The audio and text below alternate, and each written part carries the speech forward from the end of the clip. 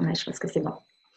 Bonjour et bienvenue chers Lead Girl. Aujourd'hui, on se retrouve avec une nouvelle personne qui va nous parler de son histoire, une femme inspirante.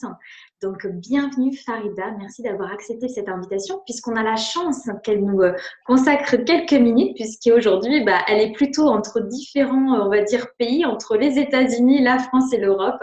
Donc, merci Farida d'avoir accepté mon invitation. Merci beaucoup Manon. Ça me fait vraiment plaisir d'être là. Avec grand plaisir. Alors aujourd'hui, je vais vous partager un petit peu, enfin en tout cas, on va prendre le temps ensemble d'écouter l'histoire de Farida. J'ai pris quelques petites notes aussi par rapport à ton histoire, puisque en fait aujourd'hui, tu as plusieurs casquettes. Alors Farida aujourd'hui, elle est experte internationale en self-leadership, elle est conférencière, entrepreneur et également business coach. Donc, autant de casquettes qu'une femme, du coup, peut porter et peut incarner. Donc, merci déjà d'incarner tout ça. Et puis, tu vas nous expliquer un petit peu ton parcours parce qu'il me semble, après plusieurs interviews que j'ai entendues de toi, ça a démarré il y a à peu près plus de 7 ans, je crois, ce changement. Donc, par quoi ça a commencé et qu'est-ce que tu faisais avant tout ça? Alors, effectivement, en écoutant, je dis waouh, le temps passe vite. Et franchement, ce que j'ai envie de dire, c'est que finalement, notre vie, elle n'est pas linéaire. On a des segments de vie qui ont un effet déclencheur, qui vont créer un déclic et qui peuvent littéralement changer la trajectoire de notre vie. Donc moi, ça a commencé en fait il y a 20 ans où je quitte mes parents, je quitte l'Afrique, spécifiquement le Niger, et je viens en France démarrer mes études. Donc j'ai eu un parcours d'excellence, donc classe préparatoire HEC, j'intègre une des top business schools en France, je rentre en cabinet d'audit parmi les Big Four. Ensuite, j'ai travaillé aussi au ministère de l'énergie. Et donc, j'avais l'impression que tout était déjà tracé, quoi. Parce qu'en fait, c'est ça, hein, quand on arrive en classe préparatoire, on nous préformate quelque part à avoir une carrière d'excellence et on se projette, en fait.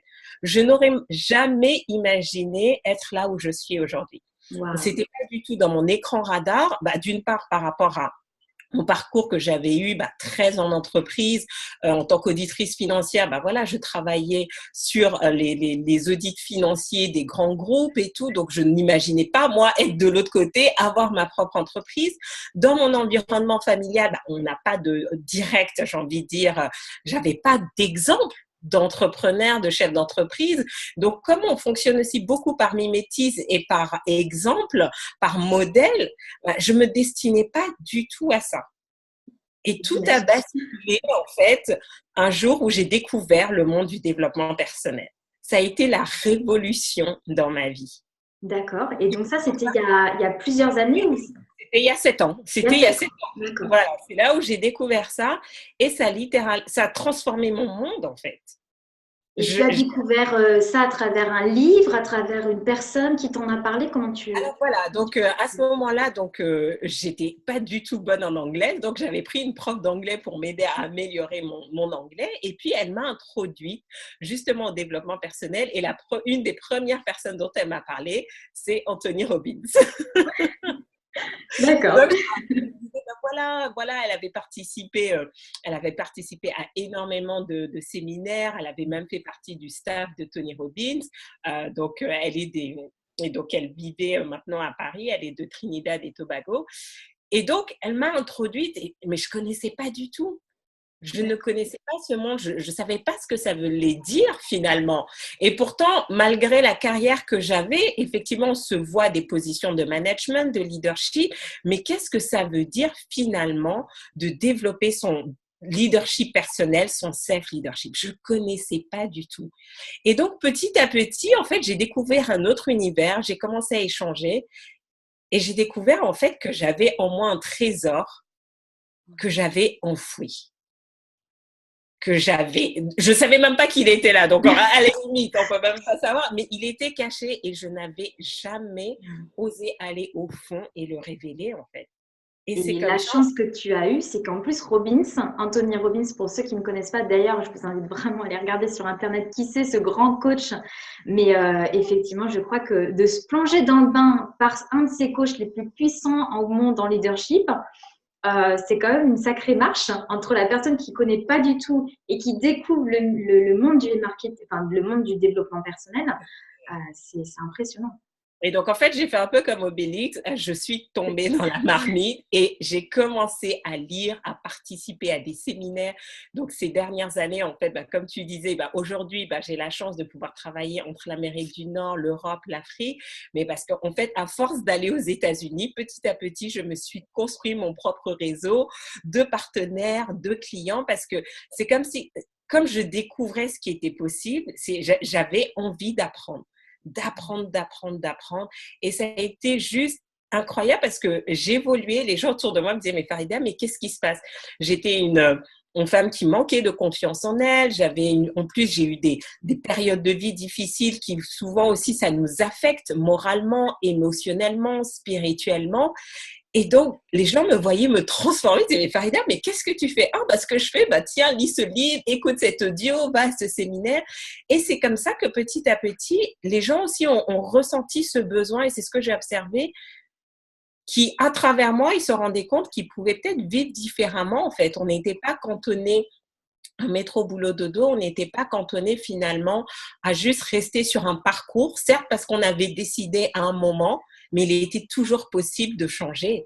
Et donc aujourd'hui, tout ce que j'ai fait, c'était prendre cette expertise, cette compétence que j'avais ces 20 dernières années dans le domaine financier, dans l'audit, dans l'analyse des comptes, la stratégie, et de me dire, mais quand je prends mes compétences, plus toutes les compétences que j'ai développées à travers le leadership, le développement personnel, aujourd'hui, j'accompagne justement les entrepreneurs à accélérer, à créer cette expansion. Parce que j'en ai vu beaucoup finalement qui n'arrivaient pas réellement à prendre leur envol et qui disaient, oui, mais Farida, tu comprends, je manque de visibilité, j'ai pas assez de clients, mais les clients sont difficiles, mais tu comprends, c'est l'économie. Non, c'était eux en fait. Parce que si vous êtes prisonnier de vous-même, si vous n'avez pas conscience réellement de tout votre potentiel, vous n'allez pas pouvoir donner à votre entreprise l'opportunité de se déployer. Donc, tout ce qu'on fait, c'est vraiment les accompagner à déployer leur potentiel, leur leadership personnel. Et en fait, ça se manifeste dans leur entreprise. Super. Et alors, du coup, quel est l'élément qui a fait que tu t'es lancée réellement à 100% maintenant en tant que conférencière, experte en leadership et self-leadership d'ailleurs? Tu nous expliqueras après ce que c'est vraiment ce terme pour qu'on comprenne. Mais quel a été l'élément déclencheur qui a fait que ça a basculé pour toi en fait? Parce que tu étais dans le milieu financier. Et progressivement, voilà, aujourd'hui, tu fais que ça. Tu es un coach à 100% en fait. Donc, ouais. Alors, l'élément déclencheur, c'est que j'ai réalisé que j'étais pas à ma place. J'avais une mission en fait, et que là où j'étais, c'est pas là où j'allais me réaliser réellement. Mais attention, là, parce que maintenant que j'ai du recul, je dis toujours à mes clients, faites attention parce que c'est pas forcément, quand on se lance comme entrepreneur et qu'on décide de faire ça à plein temps, il faut pas juste se dire oui, mais tu comprends, Farida, le job pour moi était trop petit, ou j'avais envie de gérer mon temps, ou j'en avais marre de l'autorité. C'est pas les bonnes raisons pour se lancer. Parce que en tant que chef d'entreprise, entrepreneur, vous devez d'abord vous dire, OK, est-ce que vous offrez quelque chose? Est-ce qu'il y a un marché pour ce que vous offrez? Est-ce que vous avez identifié un besoin? Parce que j'ai fait l'erreur, maintenant je suis capable de corriger, mais c'est qu'à un moment donné, j'avais juste envie de me dire, et si j'essayais en fait? Et si je me donnais l'opportunité de vivre quelque chose de différent que certes, je n'avais pas imaginé, mais en tout cas, au contact de ces entrepreneurs que je rencontrais dans les séminaires, de tous ces coachs, je me disais, mais waouh, la vie peut être beaucoup plus excitante que ce que je vis là, en fait. Et donc, c'est comme ça que j'ai commencé. Mais j'ai envie de dire, c'est le travail.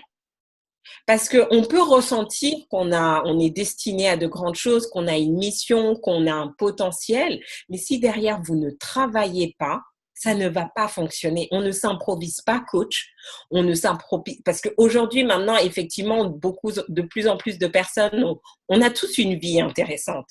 On a tous un message à partager, mais c'est pas parce qu'on a traversé des moments difficiles qu'on va être capable d'être un excellent coach.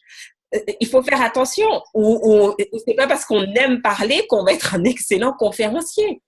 Et donc, moi, à un moment donné, je me suis dit, Farida, est-ce que tu es prête à travailler le reste de ta vie, ça? Et pour moi, le développement personnel, c'est plus un travail. Ce que je fais, c'est pas un travail, c'est devenu un style de vie.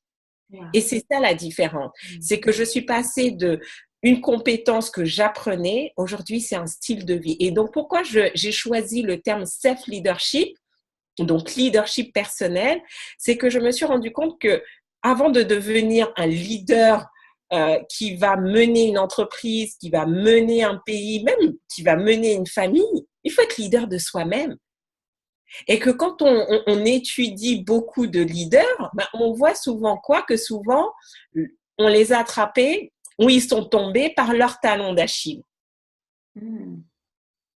Pourquoi? Parce qu'à un moment donné, si vous n'avez pas conscience de qui vous êtes, de vos points faibles, et que vos ennemis, vos concurrents, eux ont conscience de qui vous êtes, non seulement de votre potentiel et de vos points faibles, ils vont utiliser vos points faibles contre vous. Un exemple, des SK. On va pas revenir dessus, mais j'ai envie de dire, peu importe l'histoire, c'est de comprendre ça. Et pour moi, je trouvais que on n'insistait pas suffisamment dessus, de dire aux gens, découvrez qui vous êtes réellement, parce que effectivement, on est notre pire ennemi. Et moi, mon rôle, c'est de protéger mes clients d'eux-mêmes, parce que ce sont des gens talentueux, ils sont brillants avec de bonnes idées. Mais on peut être notre propre ennemi. Pourquoi? Parce que notre plus grande peur, en fait, j'ai réalisé hier, je le disais même dans mon émission de développement personnel, je disais, mais en fait, je pense que la plus grande peur des gens, c'est pas la peur de l'échec. C'est la peur de la réussite. Parce que quand on échoue, rien ne change fondamentalement. Ok, on n'a pas réussi à faire, mais on reste dans le même quotidien. Notre vie ne change pas, on a échoué. Mais quand on réussit, tout va changer. Tout va changer. Le regard des autres, l'inconnu même, parce qu'on sait que les choses vont changer, mais vers quoi? Qu'est-ce qui va se passer derrière? Comment je vais être traitée? Est-ce que je vais être capable de gérer? Moi, j'en ai beaucoup qui me disent, mais Farida, mais si demain je gagne beaucoup d'argent, mais moi je suis une personne spirituelle, mais l'argent, mais attention, mais qu'est-ce que les autres vont penser? Donc finalement, la peur de la réussite est beaucoup plus profonde. On réalise pas, elle est beaucoup plus ancrée. Et donc, qu'est-ce qui se passe? Inconsciemment, on va s'auto-saboter. Et je vais donner un exemple en fait. Donc, je sais pas si tu as vu le film Le Secret sur la loi de l'attraction qui était sorti, qui avait été popularisé par Oprah il y a une dizaine d'années. Et donc, c'est aussi un des films, des tout premiers films de développement personnel que j'ai vu. Et littéralement, je vois ce film et ça m'a tellement touchée, j'en avais les larmes aux yeux parce que je me disais, mais pourquoi personne m'a parlé de ces concepts? Non, mais tu vois, t'as l'impression d'être dans un désert et tu dis, il y avait une oasis là et vous m'avez pas montré l'oasis. Et moi, je suis en train de ramer encore et encore. Et je me suis dit, non, c'est pas normal. Un jour, j'ai envie de faire un film pour partager, pour montrer aux gens qu'il y a ça existe, on peut changer de vie, on peut transformer les choses. Et justement, qui allait se faire dans 20 ans. Je pensais que c'est quelque chose qui allait se faire dans 20 ans. 5 ans plus tard, même pas, je fais un film de développement personnel avec les plus grands coachs américains et John Ashraf et Michael Beckwith qui étaient dans le film Le Secret. Je suis avec eux dans le film qu'on a fait The Secrets of the Keys qui a reçu 2 prix. J'étais stupéfaite. L'opportunité. Raconte-nous Farida, comment ça s'est passé justement. Voilà. Et le point que je veux dire, c'est que 5 minutes avant de monter sur scène, tu vois, on avait la maquilleuse, on était prête, j'avais mon script, etc. 5 minutes avant, c'était mon tour. On était à Las Vegas dans une magnifique maison, mais le truc de rêve. Je tombe dans les escaliers. C'est pas comme si j'ai pas l'habitude de marcher en talons.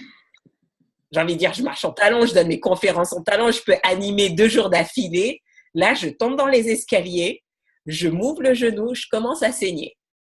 Et là, je dis, non, Farida, tu es sur le point de réaliser un de tes rêves que tu n'as jamais imaginé possible, encore moins sur un court temps, et tu trouves le moyen de tomber, de t'ouvrir. Genre, t'as que ça à faire, quoi. Et là, mais heureusement que, et c'est là l'importance de se dire, c'est pas le jour où on a soif qu'on commence à aller puiser l'eau. Belle leçon. Heureusement que j'avais toutes mes années, toutes ces fondations solides, parce que je voyais ce qui était en train de se passer. Parce que là, j'étais capable d'entendre les petites voix dans ma tête qui disaient, non mais Farida, tu crois vraiment que tu vas faire ce film? Tu vas être Brian Tracy, John Ashraf, Michael Beckwith. Mais attends, mais toi, t'es qui? Personne ne te connaît.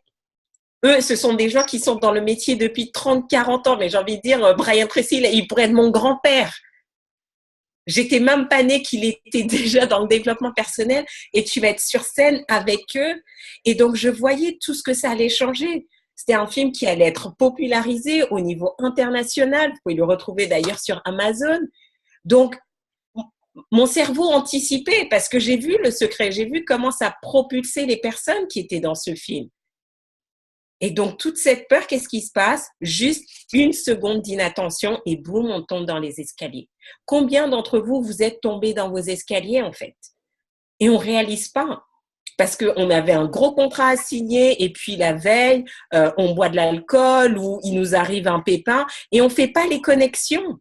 Donc moi, mon rôle, c'est de faire les connexions, de dire, mais tu vois pas qu'en fait, tu viens me lister tous les problèmes qui t'arrivent, mais bizarrement, tous ces problèmes arrivent juste avant ta grosse victoire. Et c'est ça le défi. Comment être capable de reconnaître tout ça et d'être vigilant à chaque fois. Et de ne pas abandonner. Et de ne pas abandonner. Dieu merci. C'est aussi des obstacles qui finalement, tu peux arrêter avant. Parce que c'est un certain nombre d'obstacles. Comme tu parles de victoires qui arrivent après, mais il faut les passer. Il faut les passer. Il faut les passer. Ce que tu fais, c'est important, tu vois, de créer cette communauté de lead girl parce qu'il ne faut pas être seul. Il faut être entouré parce que, j'ai envie de dire, on est des êtres humains. On est tous faillibles. Il y a des jours où on n'est pas motivé, il y a des jours où on n'a pas envie de faire les choses, il y a des jours où, même si on sait ce qu'on doit faire, on ne va pas le faire. Combien d'entre nous, on connaît les principes, on a lu des livres, on est allé à des séminaires, on sait quoi faire et pourtant on ne le fait pas. Ce n'est pas une question d'intelligence. C'est qu'il y a des choses beaucoup plus profondes qui se jouent en nous. Donc, quand on est accompagné, quand on a un accompagnement personnalisé, quand on a une communauté autour de soi, et qu'on est un peu conscient de ce qui se passe, c'est ça qui nous permet justement de passer ce cap. De se dire, je ne sais pas si tu as lu justement le livre de Napoleon Hill, Réfléchissez et devenez riche, et l'exemple où il dit, la plupart des gens s'arrêtent à 3 mètres de leur objectif final en fait. L'or est là, vous vous êtes décarcassé jusque-là, et là il suffit juste encore de creuser 3 mètres de plus et c'est bon, et vous arrêtez. Mais quand on est entouré, ben on n'arrête pas. Mais il faut avoir le bon entourage. Et ça, j'ai réalisé aussi parce que souvent, on entend beaucoup ça. Oui, il faut avoir un réseau, etc. Mais je me suis rendu compte qu'il faut avoir une communauté avec un fort effet de levier. C'est ça. Sinon, tu décolles pas. Un cercle rapproché. Un cercle rapproché, mais c'est un cercle qui te permet de faire cette croissance exponentielle. Parce que si tu es juste entouré de personnes qui sont au même niveau que toi, quand tu débutes, ou quand tu stagnes, bah, ils ne peuvent donner que ce qu'ils ont, c'est-à-dire pas grand-chose. Donc, je me suis rendu compte aussi que bah, parfois, on n'arrivait pas à faire cette différence, en fait. Il ne faut pas juste être entouré. Ça, c'est la première étape. Mais créer une communauté à fort effet de levier. Parce que surtout quand on a une entreprise, bah, à un moment donné, il faut la faire grandir. On a besoin d'investissement, on a besoin de connexion. Où est-ce qu'on les trouve si on n'a pas eu le temps? Donc voilà, c'était un petit peu pour moi la réalisation que voilà, notre leadership personnel, c'est la clé. C'est vraiment le chemin qui va nous permettre d'atteindre notre victoire, d'aller vers notre succès en fonction de ce qui est important pour nous. Parce que toutes les techniques, les stratégies, c'est bien, mais si on ne se connaît pas, si on ne sait pas ce sur quoi être vigilant, on va aller nulle part, quoi. Et ça, c'est dommage. Et ça, c'est dommage. Et pour revenir, parce qu'aujourd'hui, maintenant, tu as développé cette expertise que tu viens de nous expliquer. Et comment tu es arrivé à cette expertise? C'est-à-dire que tu nous as parlé tout à l'heure en disant que tu t'es lancé, tu as osé, sans forcément définir un avatar client, définir ce que tu allais devenir réellement, comment ça allait développer ton entreprise. Finalement, tu t'es lancé. Tu as même dit à un moment donné, Alors, attention, attention. Alors, oui, non, peut-être que j'ai fait un peu trop vite. C'est que je n'ai pas vu, effectivement, c'était pas dans mon écran radar au début. Oui. Mais après, voilà, après, on travaille tout ça, On le tu vois. travaille, mais justement, souvent, c'est le premier pas qui pêche. Et Hmm. c'est ça que j'aime bien entendre dans les histoires de personnes qui l'ont fait. C'est ce fameux premier pas. Parce qu'effectivement, derrière, tu parles de travail et bien évidemment, on doit le mettre en place. Si je résume un peu ce que tu as dit, euh, Ouais. puisque après, il y a tout un plan, une structure, des actions à mettre en face. Mais avant tout ça, il y a quand même ce premier pas. Et ce Ouais. premier pas, toi, tu t'es lancé. Est-ce que tu penses que ça fait partie aussi d'un secret de réussite qui est de se dire, j'ose, je me lance. Complètement. Ouais. À un moment donné, donc effectivement, j'étais un petit peu, je me rappelle, j'appelle un ami, justement, j'avais petit à petit créé mon réseau et donc lui, c'était un homme d'affaires qui avait très bien réussi aux États-Unis et puis maintenant, il voyageait pas mal et donc il avait eu pas mal de recul et je lui dis, voilà, je suis en dilemme, qu'est-ce que je fais? Je me lance en tant qu'entrepreneur ou je vais faire un MBA? Parce que de toute façon, je savais que la voie dans laquelle j'étais n'allait pas m'épanouir. Donc, il fallait que je fasse quelque chose. Soit je reste dans le corporate, mais je passe à un nouvel échelon, donc aller faire un MBA, ou je me lançais vers l'entrepreneuriat et je testais. Il m'a dit, mais qu'est-ce qui résonne le plus avec toi? Avec quoi tu te sens aligné? Et même si je ne savais pas ce que ça voulait dire réellement être entrepreneur, je me dis, ouais, mais là, il y a quelque chose en fait. Donc, ce que j'ai fait, c'est que j'ai testé. Donc, j'ai gardé mon job et D'accord. j'ai commencé à tester si ce que je percevais était réel. Très bien. Donc, j'ai testé en Important. fait avec mon marché pour savoir, bon, voilà, si je vous propose ça, est-ce que vous serez intéressé? Qu'est-ce qui est important pour vous? Donc, je m'étais déjà formée au coaching, mais après, c'était une chose de se dire, je vais le faire plein temps. C'est ça. Donc, c'est pas parce qu'on a les techniques et les outils, parce que bon, déjà, je les utilise pour moi, mais est-ce que je fais ça plein temps? Donc, je me suis laissé quand même une période de 3 ans pour, D'accord, oui. Mais c'est pour, intéressant. Ce que pour tu tester, dis. pour voir, pour être sûr, pour bien mûrir le projet, échanger avec les gens, voir comment il se passait. Et puis, bon, un jour, allez, on se dit, on se jette à l'eau. Et je pense que c'est ça, en fait, le être entrepreneur, c'est prendre des risques, de toute façon. De toute façon. Et je pense que ce qui m'a rassurée, c'était de me dire, si tu continues, si tu travailles sur toi, si tu crées autour de toi un système, comme mon mentor me l'a toujours dit, si tu as un système autour de toi, tu ne pourras que réussir. Ça ne veut pas dire que tu vas réussir du jour au lendemain. J'ai galéré les premières années, mais tu as ton système qui va toujours te porter. Et le jour où tu es défaillant, tu peux t'appuyer sur ce système pour avancer. Et c'est ça pour moi la clé. C'est pas juste se dire on ose, on se lance parce que à un moment donné on peut tous le faire, mais il faut prendre des risques calculés et se dire oui très bien, mais comment justement je sais que j'ai telle faiblesse, telle faiblesse, telle faiblesse, comment je fais en sorte que mes points faibles, comme je peux pas moi-même les cadrer, qu'est-ce que je mets autour de moi? Et c'est pour ça que j'apprends aujourd'hui à mes clients, c'est de se dire apprenez à créer votre système de réussite en fait. Parce que la manière dont toi tu vas réussir n'est pas la même manière que moi. Parce qu'on a des personnalités différentes, on a des tempéraments différents. Mais si tu te connais, tu vas peut-être te dire, ah bah tiens, ça résonne. Ce que Farida a dit, ça résonne. Comment je peux l'adapter? Je peux le personnaliser et l'intégrer dans mon système à moi. Et c'est toute cette stratégie en fait que j'apprends aux gens à faire. C'est pas juste de copier ou de mimer parce que ça ne va pas fonctionner. Si je vous dis bon voilà moi mon rituel de quotidien de succès c'est ça peut ne pas fonctionner avec vous. Ça ne veut pas dire que ma méthode ne fonctionne pas, ça veut dire qu'elle n'est pas adaptée à qui vous êtes, à votre personnalité, à vos besoins, à votre mode de fonctionnement. Mais si vous ne vous connaissez pas, vous allez perdre du temps, de l'énergie, de l'argent, à acheter plein de formations, à aller plein de séminaires qui ne vont jamais fonctionner et vous allez être frustré en disant oui, mais je comprends pas, mais pourquoi là, ça marche et moi ça marche pas. Donc c'est vraiment faire le chemin inverse. Et là, ça fait toute la différence parce que maintenant, on se connaît, on connaît ses points forts et on peut vraiment faire attention et créer quelque chose qui nous soutienne. Quand tu parles de chemin inverse, d'aller chercher en introspection, Ouais. aller chercher à l'intérieur de soi avant de pouvoir créer quelque chose en extérieur. Donc, tout part de là. Donc, c'est ça que tu enseignes également.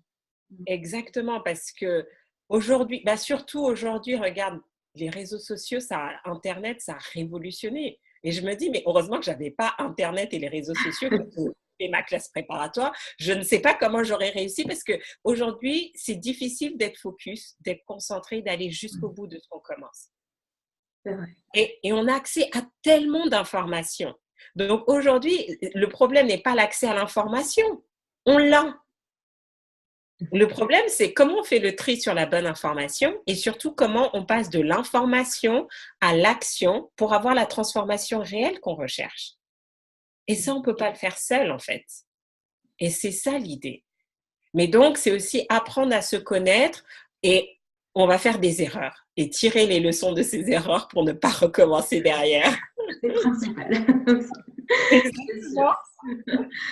Alors, pour suivre un petit peu aussi les notes que j'avais prises par rapport à ton histoire, Farida, je trouve qu'il y a deux éléments qui sont impressionnants qui t'est arrivé. Alors, tu en as parlé un petit peu tout à l'heure, puisque du coup, tu as été conviée à participer au fameux film qui a été primé 2 fois, donc The Secret of the Keys. Et la deuxième chose aussi qui m'a assez surprise, parce que je me dis, waouh, comment l'univers, le chemin, t'a mis ça aussi sur ton parcours, c'est juste incroyable. Tu as été aussi conférencière, en tout cas, tu es intervenue auprès des Nations Unies à New York. Et il faut savoir que dans ta biographie, tu expliques que tu ne parlais pas anglais. Et donc, tu as dû apprendre à parler anglais, à te perfectionner et en plus amener, alors avec brio parce que je l'ai regardé, ta conférence auprès des Nations Unies. Alors, raconte-nous, parce que comment on fait quand on débute et qu'on arrive à du coup donner une conférence, en plus dans une langue qu'on ne connaît pas. Quel est ton secret? Comment ça s'est passé pour toi et tes sensations par rapport à tout ça? Et donc, je ne sais pas si tu te rappelles, je te racontais que mon introduction au monde de développement personnel est passée par ma fameuse prof d'anglais. Oui. Et donc, à chaque fois, elle me disait, bon, ma Farida, lis en anglais. Je disais, ah, mais je comprends rien. Et je me rappelle, elle m'a parlé de James Allen, L'homme est le reflet de ses pensées. Je ne sais pas si tu connais ce livre, mais il a été écrit en 1920 ou 27. Donc, vraiment du vieil anglais. Tu vois, c'est même pas l'anglais que tu vas voir dans un film aujourd'hui ou dans une de tes séries. Tu vois, c'est vraiment du vieil anglais. Elle me disait, mais non, non, non, lis, c'est pas grave. J'étais là, ok, bon. Et finalement, c'était quoi en fait? C'était nous rappeler comment on a appris le français. On écoutait nos parents, au début on ne comprenait pas tout, mais par la répétition, encore et encore, on a appris vraiment en immersion.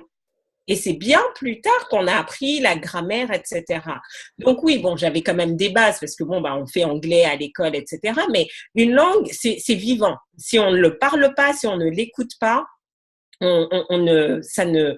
comment dire, ça ne passe pas. Et même quand je faisais des rapports d'audit, c'était de l'anglais très technique, mais j'étais incapable d'avoir une conversation. À l'époque, j'étais à peine allée, je pense, une seule fois aux États-Unis, donc avoir une conversation en anglais, c'était impossible. Mais je me suis mise en immersion et beaucoup des auteurs qu'on me recommandait étaient des auteurs américains. Et donc, je me suis dit, bon, bah, je vais lire en anglais. Au moins, ça aura deux avantages. Non seulement j'améliore mon anglais et je pratique, j'apprends le développement personnel. Et en fait, j'ai fait ça, mais de manière intensive, mais vraiment 24 heures sur 24. Donc, dès que j'allais au travail, j'étais dans les transports, j'avais toujours un livre. Et puis, dès que je marchais ou dès que j'étais chez moi, j'avais toujours des audios en anglais, en fait. Donc, à un moment donné, c'est que notre cerveau s'habitue. Et donc, j'ai beaucoup de gens qui me disent « Oh, Farida would love to speak French ». Je dis « Ok, c'est très simple ». Ou d'autres personnes qui veulent parler anglais, j'ai dit « C'est très simple ». Vous prenez vos podcasts préférés et vous les écoutez encore et encore. Et au début, je pense qu'il ne faut pas chercher à vouloir tout comprendre. Parce qu'en fait, sinon, on passe le temps avec le dictionnaire entre les mains. Ouais. Et les gens étaient surpris. Donc, plus j'allais aux États-Unis, on me disait « Mais tu parles bien anglais ». Et je pense que j'ai eu de la chance aussi, j'ai été dans une communauté bienveillante. Les Américains sont beaucoup plus sont bienveillants. Donc je me rappelle ma première coach, mais je pense que mon anglais était catastrophique, mais ils étaient tellement contents de voir les efforts que je faisais qu'ils étaient beaucoup dans le renforcement positif. Donc je n'avais pas le temps de me dire oh mais Farida, mais c'est faux ce que tu dis, etc. Aujourd'hui maintenant voilà, je travaille ma grammaire, etc. Mais du coup j'étais désinhibée, j'osais. C'est ça. Je me disais, OK, je m'en fous, ils comprennent, et puis s'ils comprennent pas, ils vont me reposer la question. Et je pense que du coup, je me suis décomplexée, en fait. Et petit à petit, j'ai eu des opportunités de prendre la parole en public, et j'ai aimé ça, et j'ai continué. Et donc, le film était totalement en anglais. Il est même pas encore sous-titré en français. Donc, il est sous-titré en espagnol, mais en anglais, pareil aux Nations Unies. Et je pense que c'était ça. Je pense que je me rappelle, Robin, on était justement, on échangeait, à me poser des questions, qui es-tu et tout. Et je lui raconte mon parcours. Elle dit, mais tu parlais pas anglais, mais ton anglais, il est juste incroyable. Et c'était tout ça de se rendre compte que quand on est vraiment motivé par quelque chose, tout est possible en fait.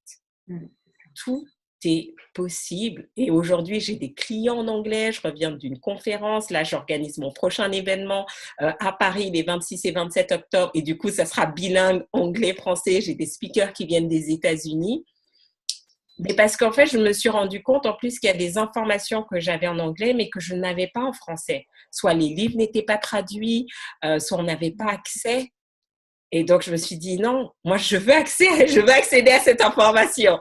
Donc, si c'est moi qui dois apprendre, OK, je vais apprendre. Et c'est comme ça. Donc, vraiment, si aujourd'hui, la langue, et j'ai envie de dire, je vois ça comme une compétence, tout s'apprend aujourd'hui. Il faut de la patience, du travail, de la persévérance et de la détermination. Ça ne vient pas comme ça par magie, mais c'est possible. C'est littéralement possible. Et il n'est jamais trop tard. Il n'est jamais trop tard pour essayer. Mon père, je me rappelle, il avait été muté en Guinée-Bissau et il a dû apprendre le portugais et il avait 45 ans passés, 50 ans.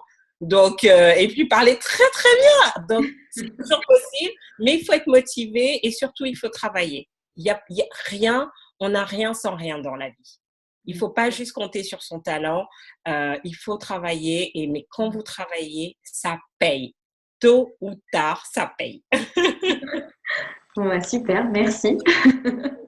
Merci pour cet échange par rapport à l'anglais, mais c'est super que tu rappelles ça parce que oui, en fait, tout est possible. Donc, c'est ça qui est juste incroyable, en fait, dans toutes ces histoires qu'on entend et que tu partages. Et le dernier point que je m'étais noté, en fait, j'ai envie qu'on parle un peu plus de la partie féminine, des atouts féminins, des forces féminines. Puisqu'on parle souvent, donc là on a parlé de mentor, de coach aussi, qu'au départ tu t'es mis en immersion aussi par rapport à tout ça pour que tu puisses te développer, acquérir cette expertise. Mais c'est vrai qu'on a aussi beaucoup de codes masculins autour de nous. Et en plus, toi, tu étais dans la finance à l'époque. Alors, j'imagine que tu devais être vraiment entourée d'hommes. Alors, on n'est pas féministe, mais je pense que tu as dit tout à l'heure, si tu veux aussi quelque chose, imprègne-toi en fait. Tu parlais de mimétisme. Et je crois que, d'ailleurs, la communauté des Big Girls, c'est un peu ça, c'est que si on veut s'élever en tant que femme, il est important aussi d'écouter ce que font les femmes qui réussissent et leurs secrets. Et par rapport à ton histoire, à ton parcours, Farida, qu'est-ce que tu pourrais dire aujourd'hui qui a fait la différence pour toi de ton début et de là où tu en es? Est-ce qu'il y a eu un élément, une force, un atout féminin qui a fait la différence? Ou en tout cas que tu le vois comme quelque chose qui peut inspirer aussi d'autres femmes et pour le coup que c'est une vraie clé en fait. Alors, je vais dire que c'est un processus parce qu'aujourd'hui, en fait, on est tellement dans une société qui est dans son énergie, hein, peu importe la répartition homme-femme, mais dans son énergie beaucoup masculine. Donc, du coup, effectivement, en plus, voilà, moi, j'ai évolué dans un environnement très compétitif, hein, parce que quand vous arrivez en classe préparatoire, j'ai envie de dire, c'est pas des cadors. Hein. Donc, voilà. Après, en école de commerce, bon, même là, ça va, on avait quand même une bonne répartition, mais le monde de l'audit financier, c'est pas évident. Même si les premières années, quand on commence, je connais plus les ratios, mais voilà, on voit assez de femmes, et plus on monte dans la hiérarchie, et plus on voit beaucoup plus d'associés hommes. Donc, je pense que notre environnement fait que on veut ou on veut pas, on peut être embarqué dans cette énergie masculine alors qu'on est une femme. Et donc, je pense que moi, il y a eu tout un cheminement, justement, et on en parlait tout à l'heure, où en plus, j'ai eu beaucoup de mentors hommes. Et donc, c'est forcément une autre énergie dans la façon de mener un business, de se comporter, de parler. Donc, je pense que pour moi, c'était aussi à un moment donné, c'était prendre du recul et de me dire, mais qui tu es? Dieu t'a mis dans un corps de femme. Il y a quelque chose, en fait. Donc, tu dois découvrir quelles sont les qualités qui sont propres à qui tu es et les utiliser, parce que sinon, c'est un gâchis, en fait.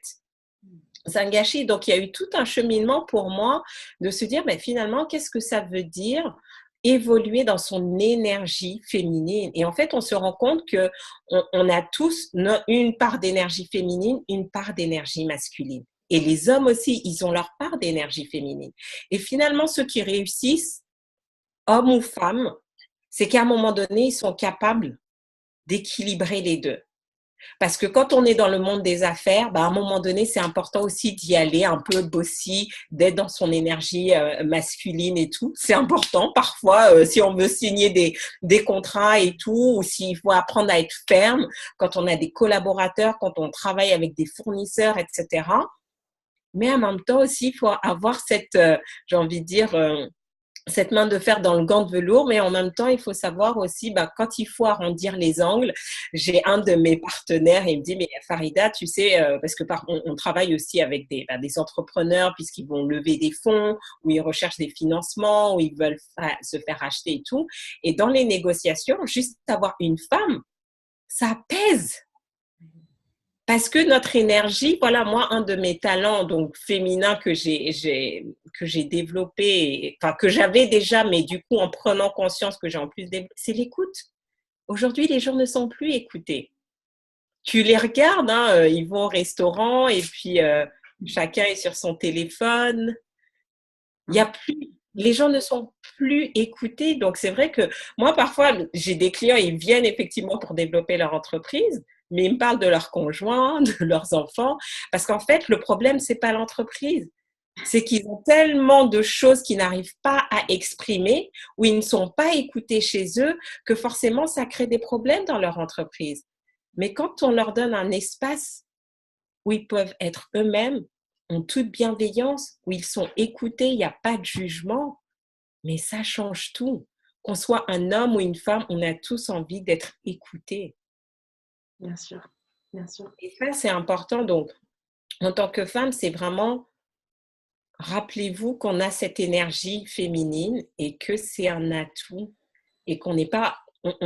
c'est bien d'avoir notre énergie masculine parce qu'il y en a qui sont trop féminines. Mais oui, ça aussi, et ça déséquilibre et elles ne peuvent pas avancer. Elles vont avancer jusqu'à un certain niveau. On parle souvent du plafond de verre, mais pour moi, le plafond de verre, il n'existe pas. Dès l'instant où on a décidé de se mettre dans cette dynamique de développement, il n'existe pas parce qu'on va toujours le dépasser. Mais c'est apprendre, et on en revient à ce qu'on disait tout à l'heure, le leadership personnel ou le self-leadership, c'est la capacité à se connaître. Donc, savoir, OK, là, est-ce que je suis plutôt trop en énergie féminine ou pas assez? Est-ce que je suis trop en énergie masculine ou pas assez? Et comment je peux équilibrer? Parce qu'on réussit dans l'harmonie, pas dans le déséquilibre. Si on est trop déséquilibré dans un domaine, ça va tôt ou tard, c'est ça qui va nous tirer vers le bas. Donc, comment on crée toujours l'harmonie? Fabuleux. Merci pour ta réponse. Voilà, je bois tes paroles en fait. C'est juste incroyable. Nous sommes tous en session de coaching en même temps. C'est très très bien. Merci en tout cas Farida. Tu vois, j'étais en train de réfléchir, je me disais, est-ce que je vais te demander en fait en tant que leader, est-ce qu'il y a des choses à savoir en tant que femme leader? Et finalement, en t'écoutant, je me dis, mais en fait, c'est juste un équilibre. Et tu viens de le dire, en fait, c'est équilibré, je pense, sa vie. Parce qu'il n'y a peut-être pas tant on va dire, de secrets que ça. Le secret, je pense que c'est un équilibre sur tous les périmètres de sa vie pour pouvoir libérer la puissance, la carrure, l'attitude, le leadership.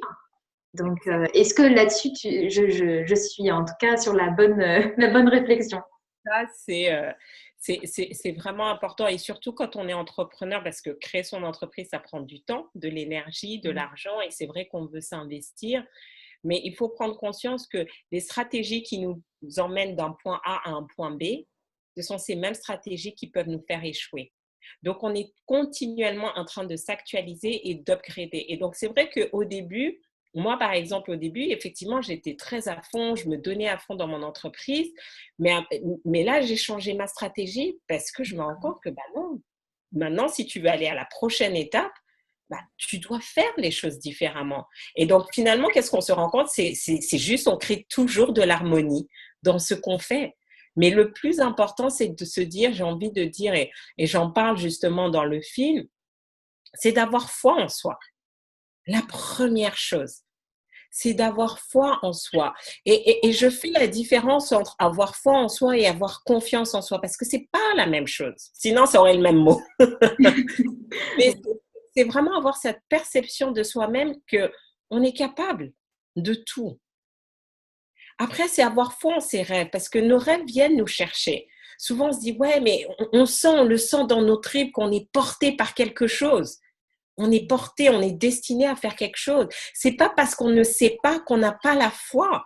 Donc, c'est vraiment avoir foi en cette vision, en ces rêves qu'on a et de se dire, OK, de toute façon, si je suis sur la bonne direction, mes rêves vont me tirer. Tout ce que j'ai à faire, c'est suivre les marches, c'est suivre les pas. Et après, c'est avoir foi en la vie. La vie, elle est là pour nous soutenir. Et que même parfois, quand on vit des expériences qui, en apparence, ont l'air négatives, difficiles, terribles. Moi, c'est une rupture sentimentale qui m'a emmenée ici. Je devais me marier. Il me dit ciao ma belle. Et un mois après, donc il me dit ça en plus le 14 février. Donc t'imagines, tu te relèves, t'as ton fiancé qui t'appelle, t'es content. Il dit ah bah non, finalement, tu sais quoi, je vais plus t'épouser. Et un mois après, il épouse maman. Donc t'imagines, mon monde s'est effondré. J'étais plus bas que terre, dépression pendant des années, etc. Mais c'est un cadeau qu'il m'a fait. Et que tu as vu, j'imagine, des années plus tard quand même, comme un cadeau. Aujourd'hui, je ne ferai pas ce que je fais aujourd'hui, je ne serai pas qui je suis, mais surtout, je ne ferai pas ce que je fais aujourd'hui si je n'avais pas eu ce cataclysme dans ma vie. Donc, comment excuse-moi, mais comment, pour les personnes qui nous regardent, parce que qui vivent ces situations-là, comment tu sais, parce que sur le moment, j'imagine que tu ne vois pas ça comme un cadeau, mais ensuite, quelle est la première action ou peut-être la première pensée ou peut-être une astuce, je ne sais pas, mais qui va t'aider à justement le voir comme quelque chose de positif, comme quelque chose qui va t'amener finalement sur la bonne voie, parce que l'expérience. c'est l'expérience. Quand j'ai vécu ça, je ne connaissais pas du tout le développement personnel. Donc, j'ai envie de dire, je ne pouvais pas me dire, il y a quelque chose de positif qui allait sortir de ça. Intellectuellement, on me le disait, non, mais Farida, tu sais, tout ce que Dieu fait est bon, il y a quelque chose de positif, mais c'était intellectuel, mais j'étais pas capable de le ressentir. Je ne le vivais pas, je ne le ressentais pas. Mais aujourd'hui, puisque maintenant, j'ai fait du développement personnel un style de vie, maintenant, je le sais. Donc, quand il m'arrive des challenges, là, ces derniers temps, voilà, j'ai eu quelques challenges de santé et tout. Je fais, ah, ok, bon, très bien. C'est pas agréable, mais je sais que tu me réserves quelque chose de merveilleux, la vie. Et effectivement, en fait, elle m'a permis une transformation. Mais aujourd'hui, je suis capable de le prendre avec recul et puis, voilà, de voir les choses différemment. Mais il y a toujours, la première fois, on ne sait pas faire. La première fois, c'est la plus dure parce qu'on ne sait pas faire et qu'on n'y croit pas. Mais après, quand on a compris, c'est pour ça que je dis avoir foi en la vie, et quand on a compris comment la vie fonctionne, c'est pour ça que je suis une étudiante de la vie, je veux comprendre. C'est quoi les lois qui règnent la vie? Il y a un jour, il y a une nuit, il y a un cycle. Donc, il y a peut-être des cycles aussi dans nos vies.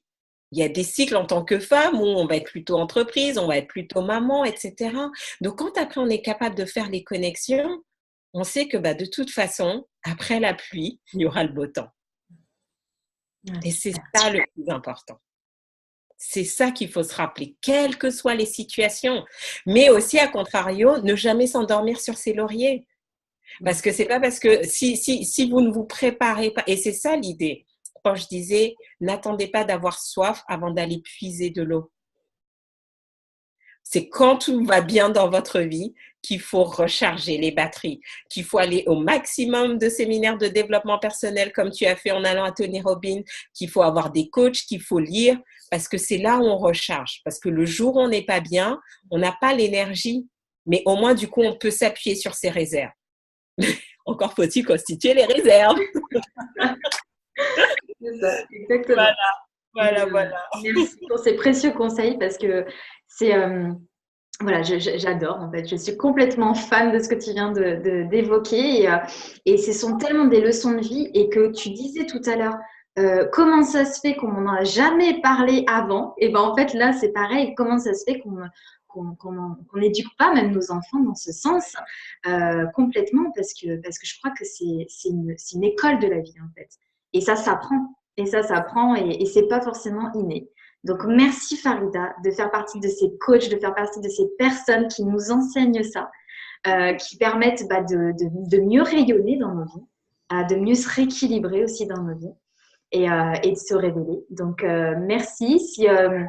Du coup, je mettrai ton lien aussi quand je vais publier la vidéo. Comme ça, vous pouvez aussi retrouver Farida et ses coachings et tout ce qu'elle fait. Parce qu'elle elle est un peu partout. Voilà, tout à l'heure, elle disait États-Unis, Europe, Afrique, etc. Donc, et même sur les réseaux sociaux. Donc, sur les réseaux sociaux aussi. Voilà, donc, moi, c'est pratique. Je fais mon émission tous les mercredis en live sur Facebook.